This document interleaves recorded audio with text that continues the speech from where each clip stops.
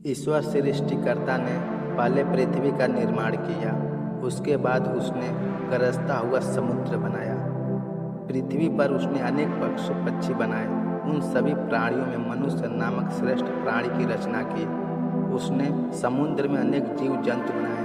पृथ्वी और सागर अंधकार में डूबे हुए थे। ठंड से प्राणी कांप रहे थे। अतः पूरी सृष्टि को प्रकाशित करने के लिए और ताप देने के लिए उसने एक आग का गोला बनाया। आग के गोले से सृष्टि प्रकाशित हो गई और ठंड का प्रकोप भी दूर हो गया। सभी प्राणियों ने ईश्वर को धन्यवाद दिया। ईश्वर प्राणियों के काम करने व आराम करने का समय निश्चित करना चाहता था। उसने सोचा क्यों न इस विषय में प्राणियों की राय ली जाए। उसने सभी प्राणियों की एक सभा बुलाई। तब ईश्वर ने बहुत ही स्नेह से सभी को संबोधित करते हुए कहा, मैंने तुम्हारे लिए सृष्टि की। तुम्हें प्रकाश व ताप देने के लिए मैंने एक आग के गोले का निर्माण किया। अब तुम अपने काम और विश्राम के लिए समय निर्धारित करो।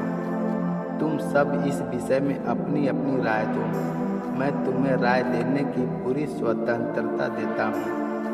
ईश्वर यह कहकर अपने आसन पर बैठ गए। वह प्राणियों की राय की प्रतीक्षा कर रहे थे, किंतु सभी प्राणी मौन थे। वे सृष्टिकर्ता के सम्मुख श्रद्धा से सिर झुकाए बैठे थे। उनके सामने बोलने की किसी में साहस न था। ईश्वर ने फिर कहा, तुम अपने विचार बताओ जिससे मैं समय निर्धारित कर सकूं। फिर बहुत देर तक चारों तरफ शांति छाई रही, किंतु अंत में एक छछूंदर ने मौन तोड़ा। हे ईश्वर, 1 वर्ष का दिन हो जिससे सब प्राणी साल भर काम कर सके, और 1 वर्ष की रात हो जिससे वे साल भर आराम कर सके। छछूंदर का प्रस्ताव सुनते ही प्राणियों की उस विराट सभा में कोलाहल मच गया। सभी ने चीख चीख कर छछूंदर के प्रस्ताव का विरोध किया, क्योंकि छछूंदर का प्रस्ताव मूर्खतापूर्ण था। उसने बिना सोचे समझे प्रस्ताव किया था। चारों तरफ से यही आवाज़ आ रही थी, कोई साल भर तक कैसे काम कर सकता है और साल भर सो भी कैसे सकता है, यह असंभव है। उसी समय और भी प्रस्ताव आए, किंतु उस कोलाहल में खोए गए। तोते ने छछूंदर के प्रस्ताव का घोर विरोध किया और उसकी खूब खिल्ली उड़ाई, परंतु वह कोई ठोस प्रस्ताव न रख सका। छछूंदर ने प्रस्ताव को ईश्वर ने भी बेकारा माना, परंतु उसने अपनी ओर से कोई निर्णय नहीं दिया।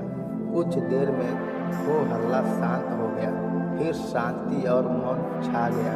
तब चाकलेन, एक पक्षी होती है, ऊंचे बांस की शाखा से बोला, हे स्वामी, मेरे मित्र छछूंदर का प्रस्ताव लागू नहीं किया जा सकता, क्योंकि न तो कोई प्राणी साल भर लगातार काम कर सकता है और न ही सो सकता है। प्रत्येक प्राणी को कुछ समय काम करने के बाद विश्राम चाहिए। कुछ समय काम करने के बाद प्राणी थक जाते हैं और उन्हें आराम की ज़रूरत पड़ती है। इसलिए मेरा आपसे नम्र निवेदन है कि ऐसी ही व्यवस्था की जाए जिसमें हम सबकी भला हो।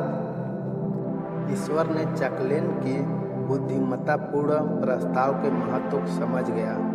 उसने चाकलेन की बुद्धिमत्ता से प्रसन्न होकर उसे संसार में भविष्यवाणी करने के लिए नियुक्त किया। इसके बाद ईश्वर ने मुर्गे को बुलाया और उसे आज्ञा दी, हे मुर्गे, जब दिन भर काम करके तुम थक जाओ तो तुम बोलो, सबके साथ तुम भी सो जाओ, और जब तुम आराम कर चुको और अपनों को ताज़ा महसूस करो तो तुम फिर बोल दो। तुम्हारी यह आवाज़ रात की सीमा होगी। सूरज फिर लौट आएगा और लोग अपने काम पर लग जाएंगे। तब से आज तक मुर्गा सुबह भी बोलता है और शाम को भी बोलता है। जिससे उससे बोलने की यह माना जाता है कि सुबह हो गई और रात हो गई, यही कारण है। यदि यह स्टोरी आपको अच्छी लगे तो वीडियो को लाइक करें, दोस्तों को शेयर करें और मेरे चैनल को सब्सक्राइब कर घंटी को दबाएं।